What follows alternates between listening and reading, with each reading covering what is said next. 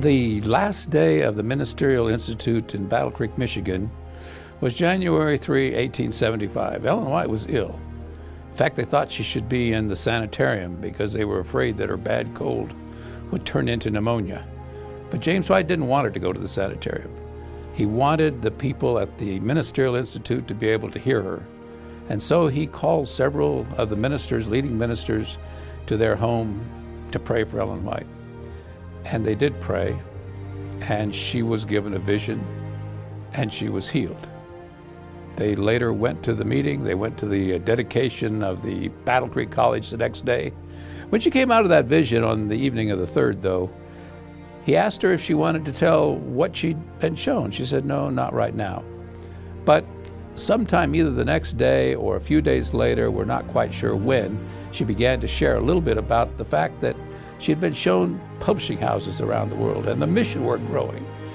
And her husband said, do you remember any of the countries? And she said, no, I don't. Oh yes, she said, I do remember. The angel said, Australia. So 10 years later, Elder Haskell, S.N. Haskell, decided to go help fulfill that part of the vision. And he went as our first missionary, one of our first missionaries to Australia. Now, the interesting thing about that vision, even more so than the angel said Australia, was that 10 years later, Ellen White was called to Europe as a missionary.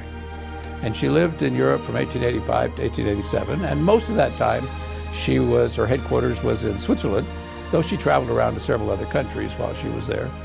But when she first got to Basel, to where our headquarters of our work was in Europe at that time, Basel, Switzerland, why, they wanted to give her a tour of the building. And so they took her to the printing facility. And she came into the room and she looked around and she said, I think I've been here before. Well, of course, she had never been there before. She'd just arrived.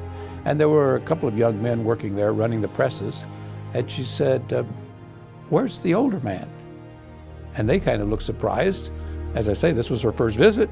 And they said, oh, the older man, the foreman, he's gone into town on business. Well, she had a message for him. And it was a message that had been given to her 10 years before, on January 3, 1875. Well, sometime later, while she was in Europe, she was in Christiania, today Oslo, Norway. And we had a publishing house then in what's now Oslo. And again, she felt like she had been there before, and she had some counsel.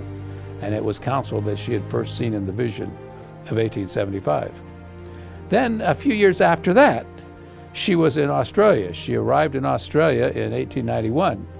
And after a short span of time getting there and all, why, they took her to the publishing house in Melbourne. And once again, she said she'd seen these presses. And once again, it was from that same vision in 1875. And she had some counsel for them that had been given to her now 16 or so years before. So when God speaks to a prophet, sometimes it's counsels on things that have happened in the past so we can learn lessons. Sometimes it's for things that are going on right now so we can have counsel on how to do things better. And once in a while, it's like this vision, the counsel is given way in advance.